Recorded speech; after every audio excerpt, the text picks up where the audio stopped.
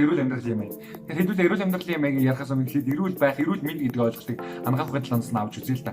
Энийг болохоор хэрэгцээ талаас нь Монголын ангаах ухааны доктор professor багш Ж Цовон багш маань эрүүл мэнд бол хөдөлмөрийн өндөр бүтээл гаргах чадвартай, амьдрал буюу айж байдлын хувьд хүрэлцээтэй, сэтгэл санааны амгалан тайван сайн сайхан байхын зохис бүрдэл юм аа хэрэгцээ талаас нь тодорхойлсон юм.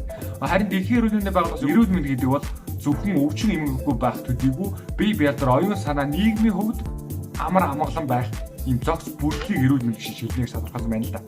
Тэгэхээр эрүүл мэнд гэдэг ойлголт маань өөрөө зөвхөн өвчин эмгэггүй байх зүйл биш, бүхэл бүтэн бидний амьдралын чанартай холбоотой зүйл болж хөрж байна гэсэн.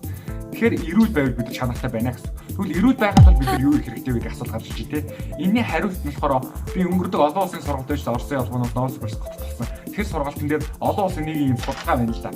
Тэр судалгаанаас юу томьёолж гарч ирсэн бэ гэхээр хүнийг эрүүл байх нөхцөл байдлыг бүрдүүлж өгөх хүчин зүйлсийг 100% аваад үзэх юм бол 70% нь цэвэр өөрийнх нь галт байдаг буюу өөрийнх нь амьдралын хэм маягтай холбоотой байдаг юм байна л да.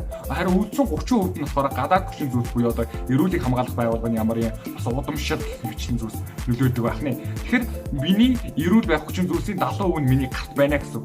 Тэгэхээр бид нар эрүүл амьдралын юмыг яагаад хэрхэмлэх ёстой вэ гэж хариулт нь эндээс гарч ирж байна л да. Тэгэхээр эрүүл амьдралын юмыг гэдгийг хүмүүс янз бүрээр ойлгодог.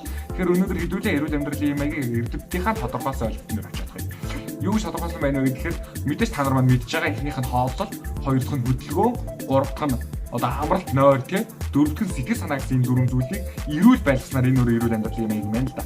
Тэгэхээр хоол хөдөлгөөн хоёрыг хэдүүл аваад үзье. Энийг 100% үзвэл та одоо хэд өдөө таны амьдралд нөлөөж гэж бодож байна. За ихэнх хүмүүс хөдөлгөөн гэж хэлгээд хүмүүсээс асуухаар би хэлэхэд хөдөлгөөн ихтэй байх гэх юм ингээд жим багтай ингээд эрүүл байхын нууц хөдөлгөөн гэж ярьдаг. Ийм мэдээд зүв. Гэхдээ эрдэмтэд маань юу гэж хэлсэн бэ гэхээр хоолт бол 80%, хөдөлгөөн 20% гэж хэлж байгаа.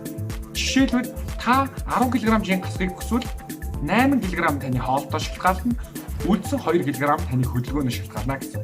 За үүн дээр нэмэгдээд нойр гэж маш чухал сэдв байна.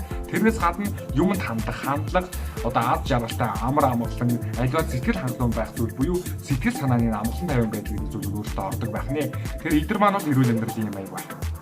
Тэгэхээр эрүүл амьдралын юм аяг юм сэдв буюу өнөөдөр хэдүүлээ сэдв маань ингээд дуусчихна гэсэн. Тэгэхээр бидний биеийн бүтцийн ойлголт байгаа. Бидний биеийн бүтц бол эрүүл амьдралын юм аягтай шууд холбоотой зүйл юм байна. Тэгэхээр бидний дараагийн ярилцах сэдв бол биеийн бүтц. Хэрэв өнөөдөр сэдв тань таалагдсан бол өөрөө хайртай юм хуваалцаарай.